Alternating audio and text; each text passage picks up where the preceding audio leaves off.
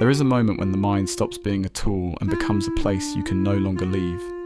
You lie awake long after everyone else has fallen asleep. A conversation from earlier returns without warning. A small mistake becomes a courtroom.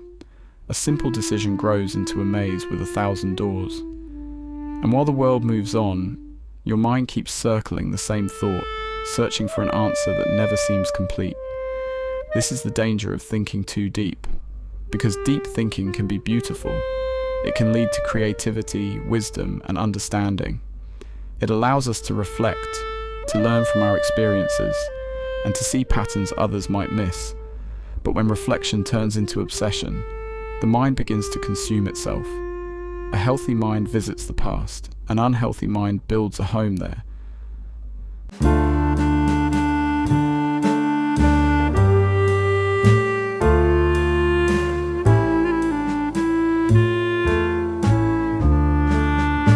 Psychologists often distinguish between reflection and rumination. Reflection helps us understand what happened. Rumination traps us in endless repetition. We replay the same memory, ask the same questions, and imagine the same scenarios over and over again, believing that one more thought will finally bring peace. But peace rarely arrives through endless analysis. The strange thing is that people who think deeply are often thoughtful and emotionally aware. They notice details, they sense tension in a room, they think carefully before they speak.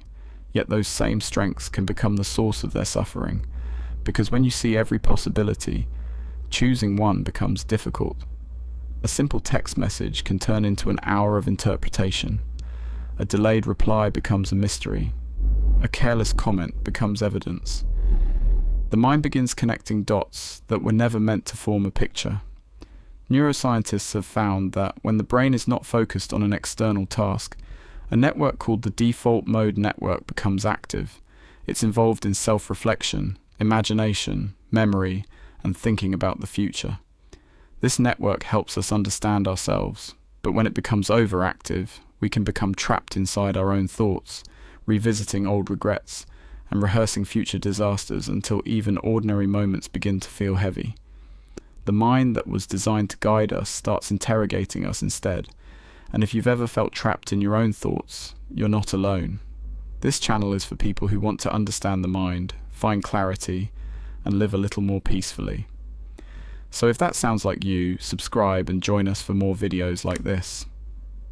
One of the hidden dangers of thinking too deeply is decision paralysis. When every option is examined from every angle, certainty becomes impossible.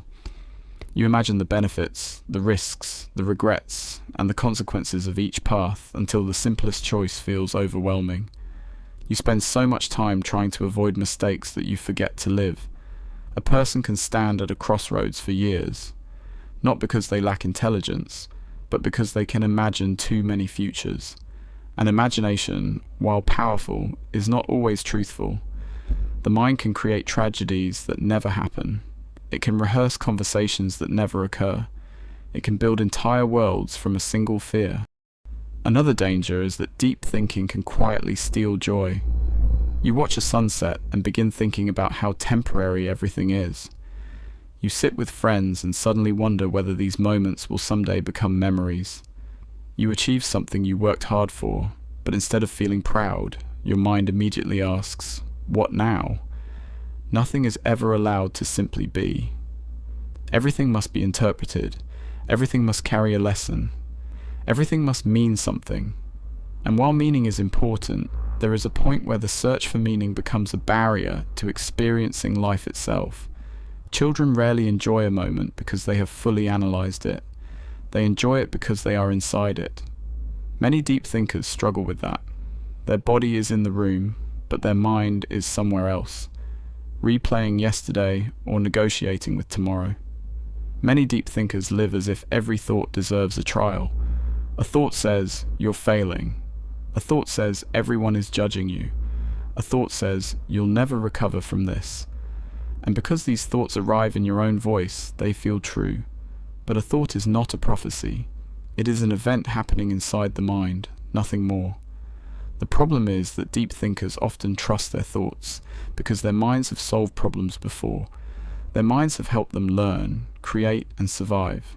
So when the mind becomes fearful, they listen carefully, sometimes too carefully.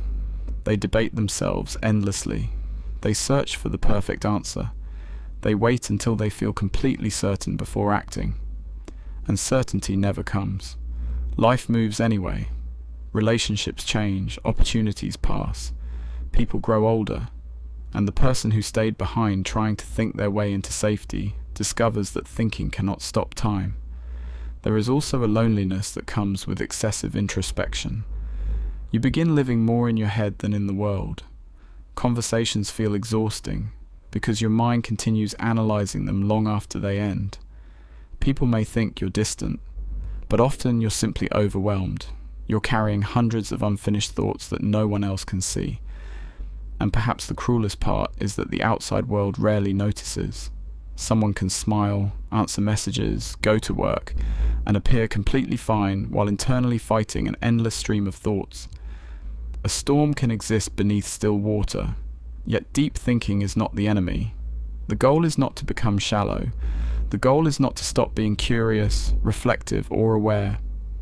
Those qualities are part of what makes human beings extraordinary. The danger begins when thinking replaces living, when analyzing becomes a substitute for action, when understanding becomes more important than experiencing. A healthy mind asks questions. A peaceful mind accepts that not all of them can be answered. No amount of thinking can remove uncertainty. What it can do is rob us of the moments we are certain of. The coffee growing cold in your hands, the laughter of someone you love, the feeling of sunlight on your face, the ordinary afternoon that will one day become a memory. These moments ask for your attention, not your analysis. So how do deep thinkers escape the spiral? Not by fighting every thought, not by trying to empty the mind, but by learning to return to the present. They write instead of endlessly replaying. They create instead of only consuming. They speak to someone they trust instead of carrying everything alone. They move their body, breathe deeply, and allow thoughts to come and go without treating each one like a command. And slowly, they discover something surprising. The mind becomes quieter when it realizes it no longer has to solve everything. There is a profound difference between having thoughts and being ruled by them.